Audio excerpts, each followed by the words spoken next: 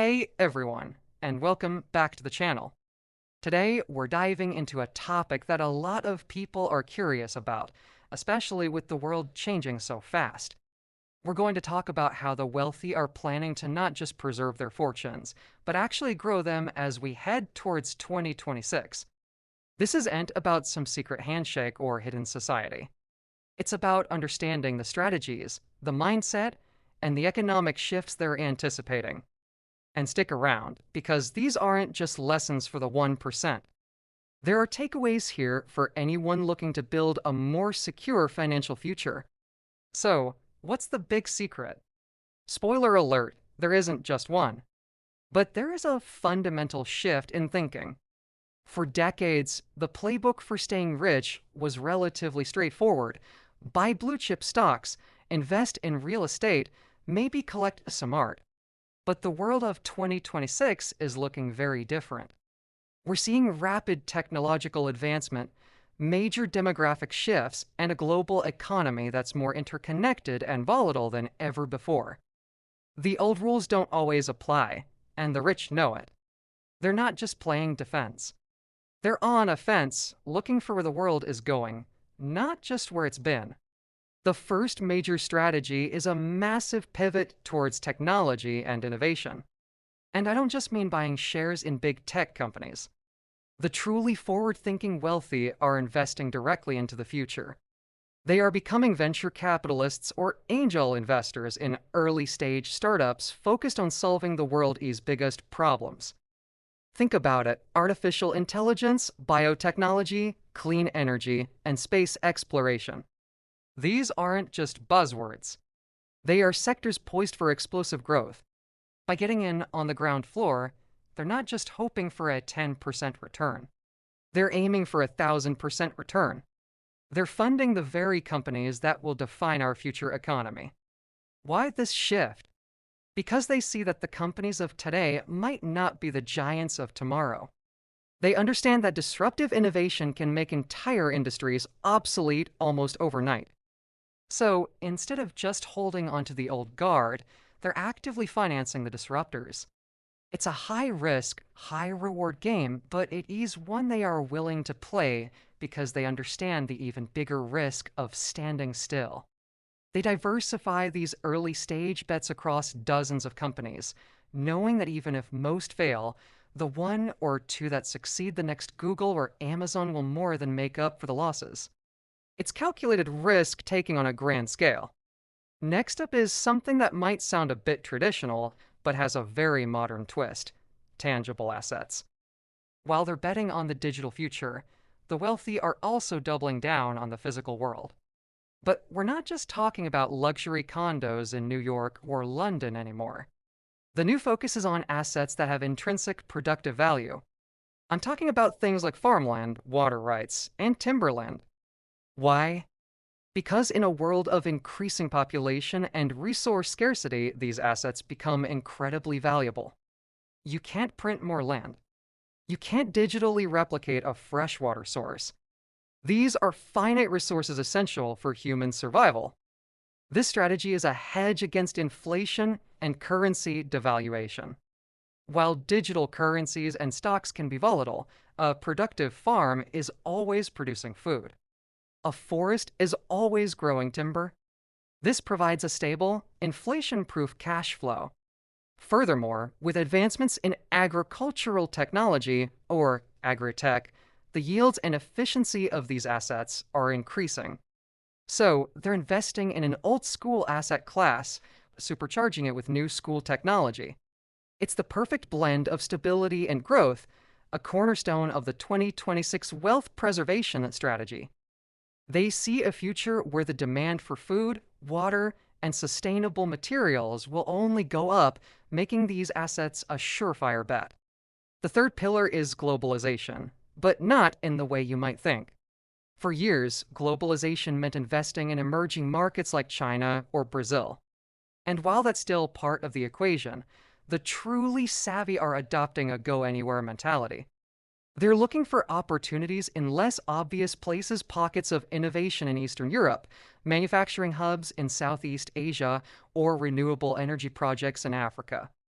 They have teams of analysts scouring the globe for political stability, favorable regulations, and high growth potential regardless of location. They're geographically agnostic. This diversification isn't just about finding the next big growth story.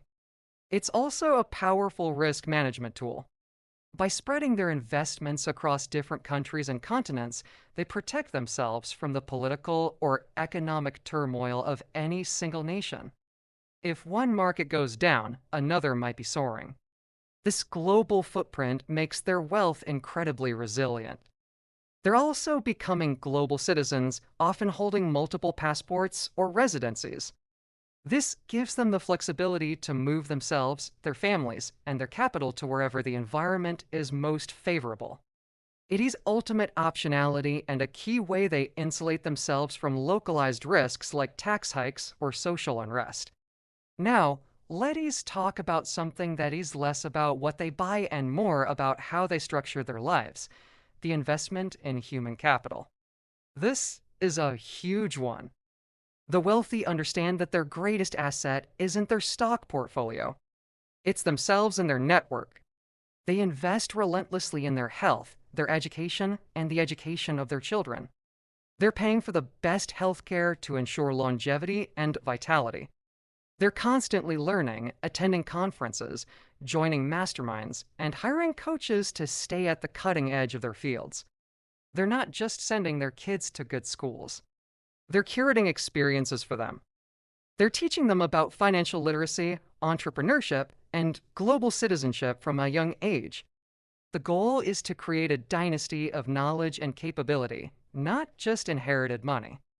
They know that a fool and his money are soon parted, so they're working to ensure their heirs are not fools. This focus on human capital also extends to their networks. They cultivate relationships with other influential people not just for business deals, but for the flow of information. Being in the right rooms and talking to the right people is how they spot trends years before they hit the mainstream.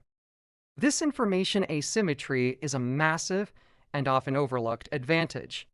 Finally, let's touch on the mindset. This might be the most important piece of the puzzle.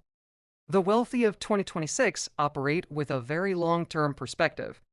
They're not thinking about the next quarter. They're thinking about the next quarter century. They have a plan not just for their lifetime, but for the generations to come. This allows them to weather short-term market volatility without panicking.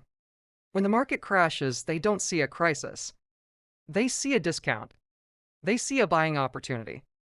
This time horizon is a luxury that most people don't have, but it's a critical part of their success. They also have a mindset of continuous adaptation. They are not ideologically attached to any single investment strategy. If data shows that a strategy is no longer working, they pivot without ego.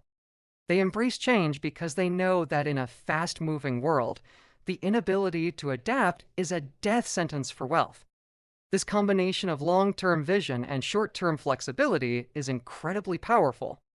They have a firm destination in mind: generational wealth, but they are completely flexible on the route they take to get there. So, to recap, the wealthy are preparing for 2026 by investing in disruptive technology, acquiring productive tangible assets, diversifying globally, investing heavily in human capital, and maintaining a long-term, adaptive mindset.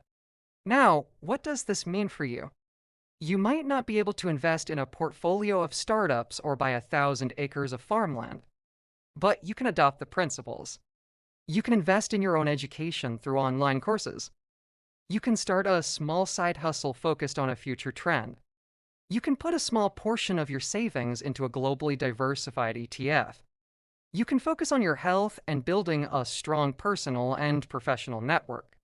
The core lesson is to stop thinking about just getting by and start thinking about where the world is headed.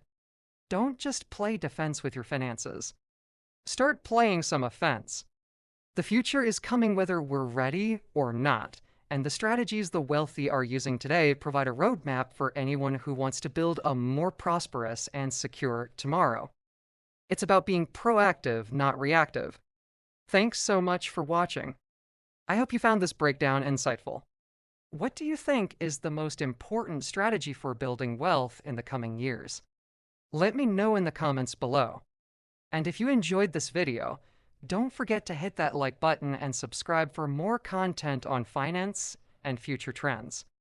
We'll see you in the next one.